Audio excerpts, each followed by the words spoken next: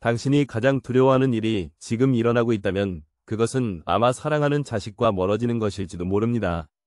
한때는 함께 손잡고 길을 걷고 웃으며 사진을 찍고 무슨 일이든 내게 다 털어놓던 그 아이가 어느 순간부터 연락을 줄이고 대화의 말끝이 짧아지고 내 눈을 피하는 듯 할 때 우리는 문득 묻고 싶어집니다. 내가 뭘 잘못한 걸까? 도대체 언제부터 멀어진 걸까? 오늘 방송은 바로 그 물음에 대한 이야기입니다. 우리는 모두 자식과 평생 좋은 관계를 유지하고 싶습니다. 하지만 아무리 사랑한다고 말해도 아무리 잘해줘도 자식과의 사이가 깊어지지 않는 경우가 많습니다. 그 이유는 뭘까요? 전문가들은 말합니다. 진짜 가까운 부모는 많이 도와주는 부모가 아니라 이 세 가지를 자주 보여주는 사람이라고요. 오늘은 그중 첫 번째, 자식 앞에서 꼭 자주 해야 할 행동. 그 행동이 어떤 파장을 불러오는지에 대해 이야기해 보겠습니다. 먼저 한 여성의 사연으로 문을 열겠습니다. 강원도 원주에서 홀로 생활하고 있는 65세의 여성 정욱은 두 아들을 모두 서울로 보낸 지 벌써 7년이 넘었습니다. 정욱은 자신이 자식에게 최선을 다했다고 믿었습니다. 학원비, 생활비, 등록금까지 온 힘을 다해 책임졌고 결혼할 때에도 적금까지 깨서 도움을 줬습니다. 하지만 이상하게도 두 아들은 연락이 점점 뜸해졌고 명절이 돼서도 전화 한 통 받기 힘들었습니다. 그녀는 어느 날 문득 자신의 앨범을 꺼내 자식과 함께 찍은 사진을 들여다봤습니다. 웃고 있는 얼굴, 어깨를 감싸 안는 손, 모두 과거였습니다. 그녀는 말합니다. 내가 뭐 하나라도 잘못한 게 있으면 말이라도 해줬으면 좋겠어요. 차라리 미워하라고 했으면 덜 외로웠을 거예요. 그녀는 그제야 알았습니다. 자식이 떠난 건 못해줘서가 아니라 공감받지 못해서였다는 거요. 서울에 있는 큰아들 재영은 이후 인터뷰를 통해 이렇게 털어놓습니다. 어머니는 정말 열심히 키우셨죠. 그건 알아요. 근데 항상 본인 얘기만 하셨어요. 내가 힘들다고 해도 나도 그랬다고 말씀하시고 속상한 일이 있어도 네가 그래서는 안 된다고 하셨죠. 어쩌면 나도 위로받고 싶었을 뿐인데 여기서 우리가 주목해야 할 건 바로 공감입니다. 자식 앞에서 자주 해야 할 행동. 그 첫 번째는 조용히 들어주는 것입니다. 내가 말하는 것이 아니라 자식이 말하게 두는 것. 그 속마음을 꺼낼 수 있도록 판단 없이 들어주는 것. 그것이 관계를 평생 지속시켜주는 시작점이 됩니다. 철학자 키르케고르는 진정한 사랑은 말하지 않고 들어주는 것이다라고 말했습니다. 자식에게 아무리 많은 걸 해줘도 그 아이가 내 앞에서 마음을 못 꺼내면 결국 우리는 멀어질 수밖에 없습니다. 이번에는 실제로 자식을 품은 채 평생 우정을 나누듯이 지낸 어머니의 이야기로 공감과 소통의 의미를 더 깊이 들여다보겠습니다. 서울 은평구의 한 골목길, 작은 책방 이곳의 주인 미선은 30이 넘은 딸 하나와 마치 친구처럼 지내는 사람으로 유명합니다. 동네 어르신들 사이에서는 딸이 엄마한테 저렇게 다정한 건 참 보기 드물다 하는 말이 돌 정도였습니다. 미선은 결혼도 늦게 했고 딸 하나만 낳아 평생을 함께 살아왔습니다. 그녀 역시 힘든 시절을 지나며 자식에게 많은 걸 해주지 못했지만 한 가지는 끝까지 지켰습니다. 딸이 무슨 말을 하든 그저 듣는 자세였습니다. 공부가 싫다고 해도 직장을 그만두고 싶다고 해도 심지어 연애로 속이 상했다고 말할 때도 미선은 한 번도 그건 네가 잘못했지라고 말한 적이 없었습니다. 그녀는 늘 이렇게 대답했습니다. 그래, 많이 힘들었겠다. 내 마음이 어떤지 말해줘서 고맙다. 그녀의 딸 수지는 말합니다. 엄마는 항상 내 편이었어요. 내가 옳아서가 아니라 내가 약해질 때 내 마음을 받아주는 사람이었어요. 이런 부모의 태도는 심리학에서도 매우 중요한 정서적 안정감을 키운다고 말합니다. 정서적 안정감이란 내가 어떤 감정을 드러내더라도 그것이 무시되거나 부정당하지 않고 존중받을 수 있다는 믿음입니다. 이 믿음이 있는 사람은 부모와의 관계가 안정되며 어른이 된 뒤에도 연락을 끊지 않고 자주 찾아가고 인생의 중요한 순간마다 상담을 구하게 됩니다. 즉, 자식이 평생 부모와 관계를 이어가는 가장 중요한 이유는 해준 것의 크기가 아니라 이야기를 들어준 횟수에 있다는 것이죠.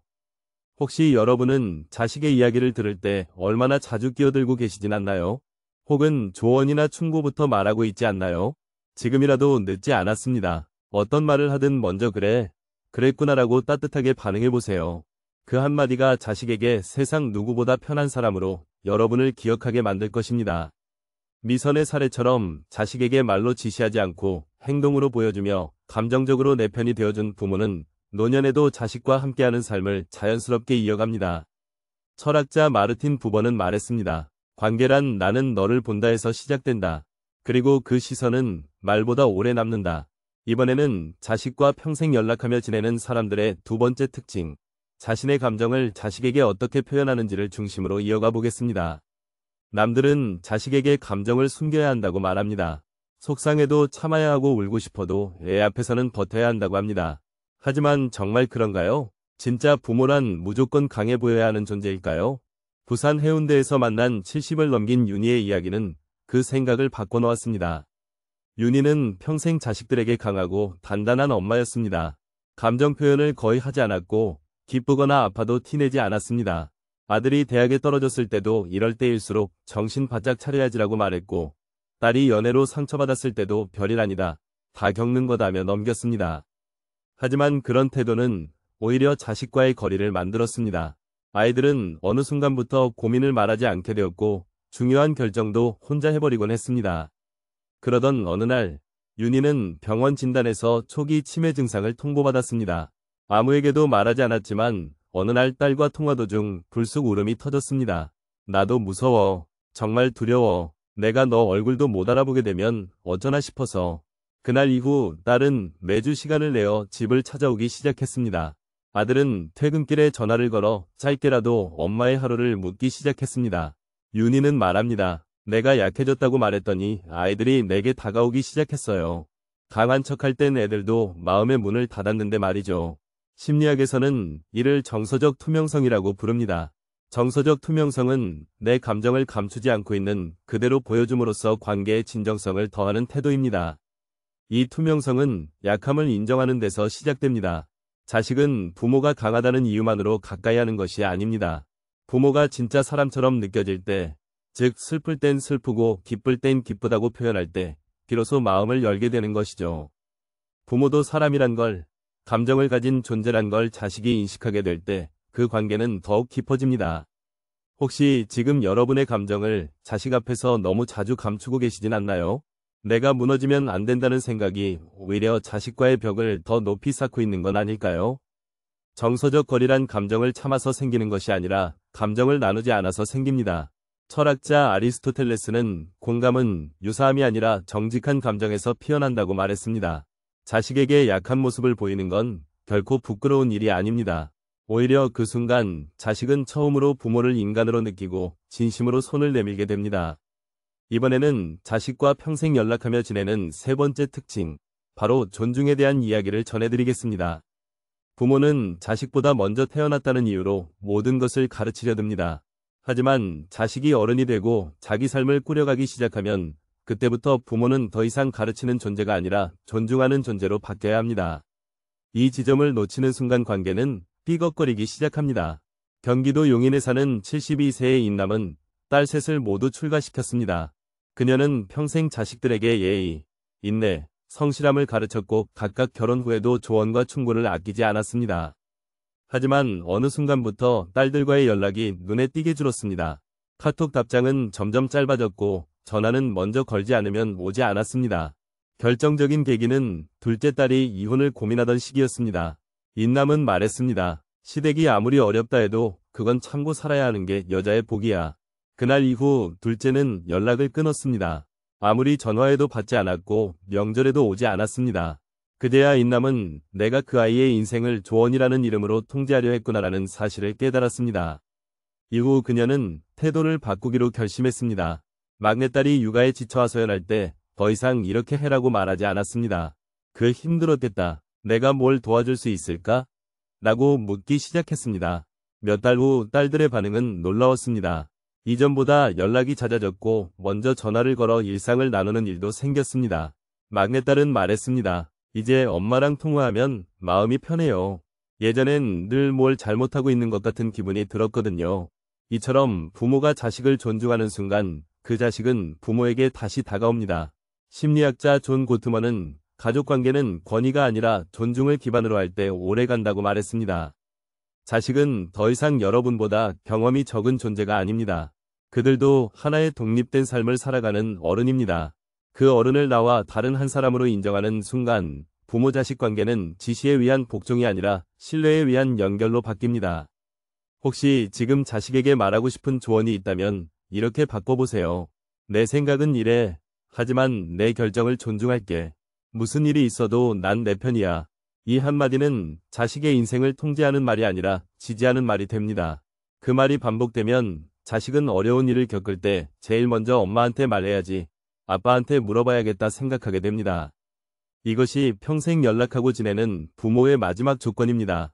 존중은 말투가 아닙니다. 태도입니다. 이번에는 이 세 가지 조건을 정리하며 여러분의 삶에 바로 적용할 수 있는 지혜로운 한 걸음을 제안드리겠습니다. 지금까지 우리가 살펴본 세 가지, 즉 자식의 말을 들어주는 자세, 감정을 솔직히 나누는 용기, 그리고 존중하는 태도는 그 자체로는 작아 보일 수 있지만 관계를 평생 이어가게 하는 거대한 축이 됩니다. 이제 중요한 건 이 세 가지를 어떻게 일상 속에서 실천하느냐입니다. 많은 부모들은 말합니다. 나는 그렇게 해도 아이가 달라지는 게 없어요. 하지만 변화는 눈에 띄게 오지 않습니다. 관계는 마음을 심는 일이지 즉시 열매를 따는 일이 아니기 때문입니다. 서울의 한 상담센터를 찾은 60대 남성 동지는 성인이 된 아들과 거의 연락이 끊긴 상태였습니다.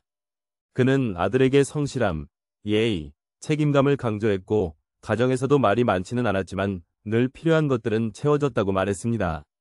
하지만 어느 날 아들은 조용히 집을 나갔고 연락이 닿지 않게 되었습니다. 몇 달 뒤 어렵게 다시 연결된 자리에서 아들은 단 한마디를 했습니다. 아빠는 나랑 대화한 적이 없어요. 동지는 충격을 받았습니다. 자신은 늘 최선을 다했는데 왜 이런 말을 듣는 걸까? 이후 그는 상담사의 권유로 아들에게 주기적으로 메시지를 보내기 시작했습니다. 긴 말이 아닌 짧은 메시지. 오늘도 건강하길 바란다. 네가 좋아하는 음식 생각이 나더라. 힘들 땐 언제든 얘기해도 괜찮다. 그리고 어느 날 아들로부터 이런 답장이 왔습니다.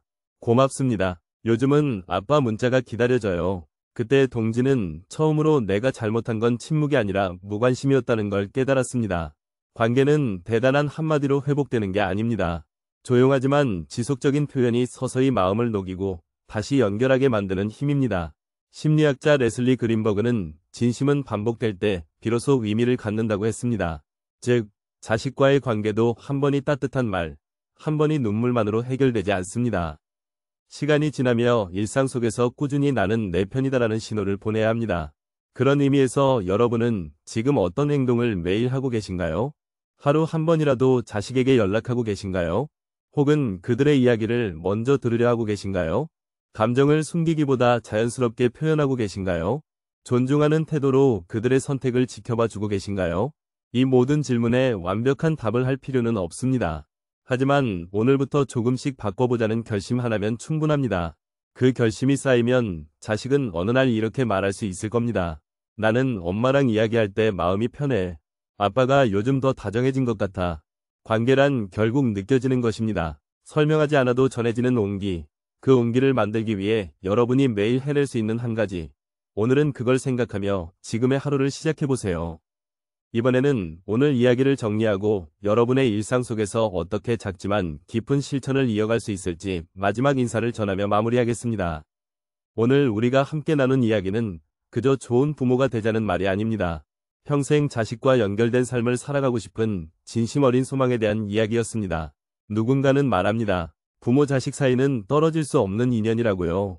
하지만 실제로는 가장 깊은 관계가 가장 먼저 멀어지기도 합니다.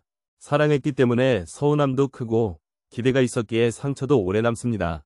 그래서 오늘 우리는 그 거리를 줄이기 위해 세 가지를 이야기했습니다. 첫 번째는 자식의 말을 판단하지 않고 조용히 들어주는 태도.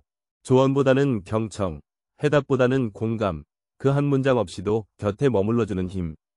두 번째는 내 감정을 감추지 않고 솔직하게 표현하는 용기. 슬플 땐 아프다고, 기쁠 땐 즐겁다고, 자식 앞에서조차 강한 척하지 않아도 되는 용서의 마음. 세 번째는 성인이 된 자식을 하나의 인격체로 존중하는 태도. 가르치려 하지 않고 결정을 대신하지 않으며 무엇보다 실패해도 안아줄 수 있는 묵묵한 지지의 힘.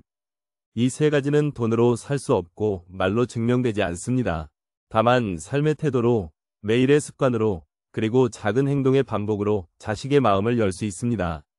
혹시 지금 이 방송을 듣고 계신 여러분도 이런 마음이 들지 않으시나요? 나는 자식과 좀 더 가까워지고 싶다. 예전처럼 자주 연락하고 웃으며 함께 식사하고 싶다. 그렇다면 오늘을 그 출발점으로 삼아주세요. 내일부터가 아닙니다. 오늘 바로 짧은 문자 하나, 따뜻한 한마디 먼저 전해보세요. 잘 지내니? 밥은 먹었니? 힘들면 엄마한테 말해도 돼. 그 한 줄에 여러분의 진심이 담기면 자식은 반드시 그 온기를 느낍니다. 관계는 멀어지기보다 가까워지길 바라는 것이 이 인간의 본성입니다. 다만 먼저 손을 내밀 사람이 필요할 뿐입니다. 오늘 그 손을 여러분이 먼저 내밀어 보세요. 철학자 레비나스는 말했습니다. 타인의 얼굴 앞에서 나는 인간다워진다. 자식의 얼굴 앞에서 여러분은 가장 인간답고 가장 존귀한 존재로 존재할 수 있습니다. 이 방송이 여러분의 삶에 작은 울림이 되었기를 바랍니다. 혹시 오늘 이야기가 마음속에 남는 부분이 있었다면 댓글로 여러분의 생각을 들려주세요. 좋아요와 구독도 잊지 마시고요. 이 이야기가 다른 부모님들에게도 전해질 수 있도록 함께 나눠주신다면 정말 감사하겠습니다. 오늘도 그 누구보다 자식을 사랑하며 고요한 마음으로 하루를 살아내고 계신 여러분께 따뜻한 위로와 존경의 인사를 전합니다. 우리 다음 이야기에서 또 마주하길 바랍니다. 감사합니다.